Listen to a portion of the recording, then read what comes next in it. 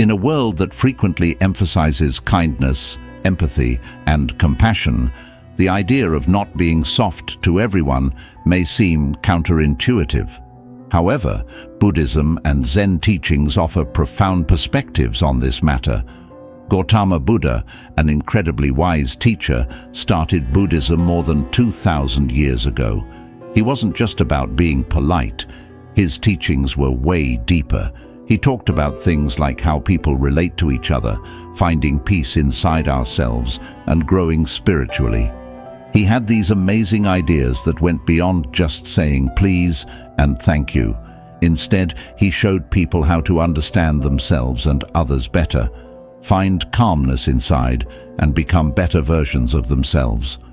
We're going to explore the important lessons from Gautama Buddha, who was a really wise teacher. He teaches us why sometimes it's necessary to move beyond just being really nice to everyone, and instead try to understand things in a more detailed way in our lives. Sometimes being kind to everyone might not be the best way to handle things, and Buddha's teachings help us figure out when and how to do that. When Gautama was 29 years old, he started a big adventure to find out really important things about life. Why do we feel pain and sadness? How can we find happiness that stays and feel peaceful inside?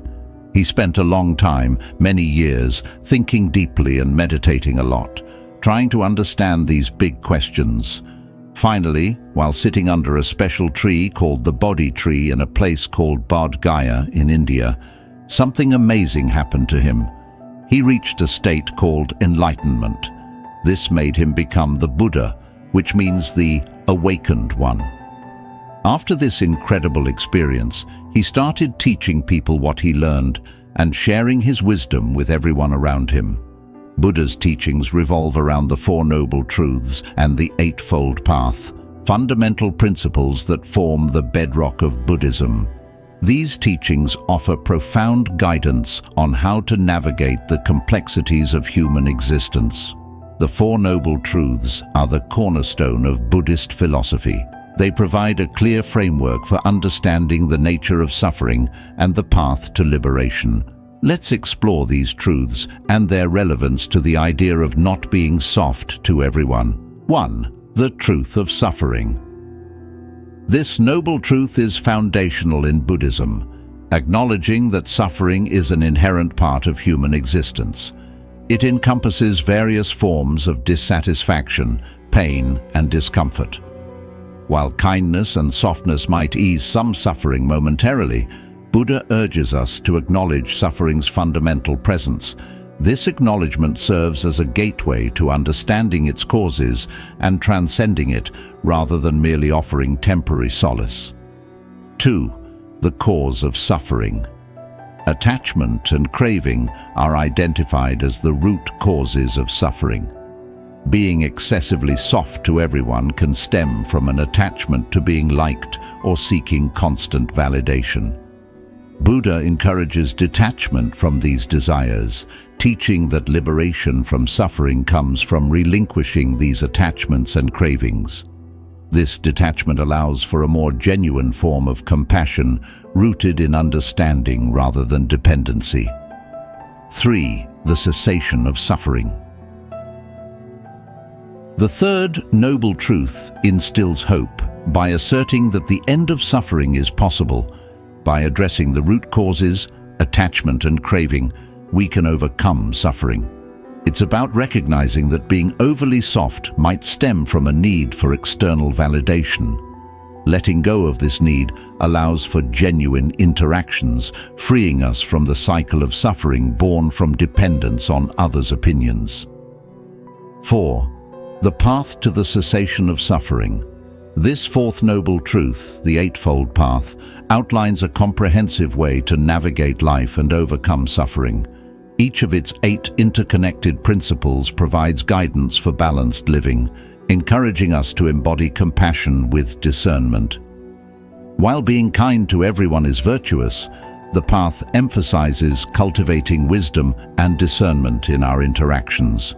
For instance, right speech teaches not only kindness, but also the importance of truthful communication, rooted in mindfulness. 1. Right view. This principle involves comprehending the fundamental truths about existence, encompassing an understanding of suffering, its causes, and the way to liberation. It's about perceiving reality as it is without distortion or bias. 2. Right intention. Cultivating intentions rooted in kindness, compassion, and non-harming forms the core of this principle. It encourages fostering benevolent motivations in all actions and interactions. 3. Right speech. This aspect stresses the importance of truthful, considerate, and mindful communication. It advocates speaking in ways that promote understanding, harmony, and empathy, avoiding speech that harms or misleads.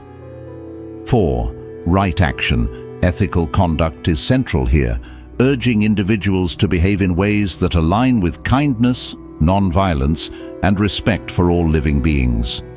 It emphasizes the practice of compassion through tangible actions. 5.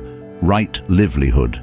This principle encourages choosing professions and livelihoods that don't cause harm to others or oneself. It highlights the ethical aspect of one's work, promoting occupations that contribute positively to society. 6. Right effort. This involves the continual cultivation of positive qualities such as compassion, generosity, and patience, while actively working to diminish negative qualities like greed, hatred, and ignorance. 7. Right mindfulness. Being fully present and aware of thoughts, emotions, bodily sensations, and the surrounding environment constitutes mindfulness. It's about observing without judgment, fostering a deeper understanding of oneself and others. 8. Right concentration. Developing a focused and tranquil mind through meditation and mental training. This practice cultivates inner peace, clarity, and a heightened sense of awareness. The middle way principle emphasizes finding balance and avoiding extremes in all aspects of life. In relation to being soft to everyone, it encourages finding a middle ground between excessive softness that might enable harmful behavior and discerning wisdom that might sometimes appear rigid or uncompassionate. Gautama Buddha exemplified the middle way by navigating between extremes. He moved away from a life of indulgence and luxury on one extreme and extreme asceticism and self-mortification on the other. Instead, he found a balanced path that embraced compassion while acknowledging the necessity of wisdom and discernment in interactions and relationships. This principle encourages us to strike a harmonious balance between compassion and wisdom in our daily interactions, fostering genuine care without sacrificing discernment. The worry about not being soft to everyone often connects to the fear of seeming unkind or uncaring. In Buddhism, there's a different view on compassion. It says that real kindness isn't about always being gentle or agreeing with everything.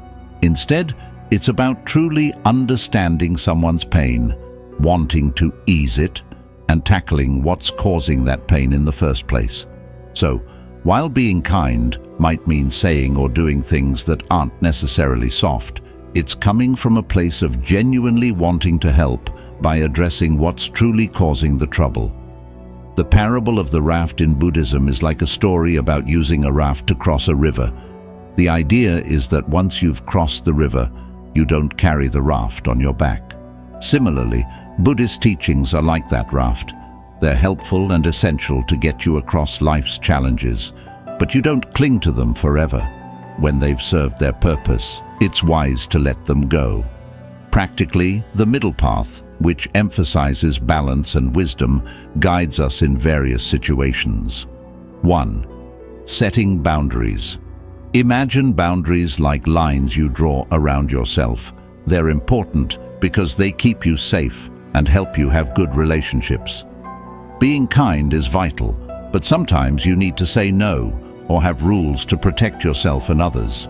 It's like when you say, "I need some time alone," or "Please don't talk to me like that." 2.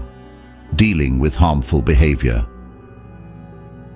When someone does something that hurts you or others, it's important to handle it wisely. This means not reacting harshly, but instead addressing the behavior calmly and seeking help if it's serious. It's like saying, "I understand you're upset, but we can't behave that way." 3. Navigating conflicts. Conflicts are like disagreements or fights. Instead of avoiding them, Buddhism encourages talking things out peacefully, really listening to each other and trying to understand different points of view. It's like saying, "Let's talk about this calmly and find a solution together." The parable of the mustard seed tells a story about a mother who loses her child and seeks a cure from Buddha. Through this story, Buddhism teaches that suffering is a part of life, and everyone experiences it in their way. Wisdom helps us transform suffering into something meaningful. Buddhism teaches about skillful means, which means using the right ways to help others based on what they need. Being kind doesn't mean being the same to everyone all the time. It's about understanding each person's situation and responding in the best way possible, kindly, but in a way that truly helps them. Every person is unique, and it's important to understand and respect these differences. This means trying to see things from someone else's perspective and really listening when they speak. Being calm and balanced, even when things change, is also really important. Change happens all the time, and instead of holding on too tightly to how we think things should be, it's better to be open-minded and ready to adjust in our relationships. Mindfulness is like a special skill in Buddhism. It's about paying really good attention to what's happening right now, without saying if it's good or bad. It's like watching a movie without deciding if it's a good or bad movie. When we're mindful, we're really focused on what's going on at that moment.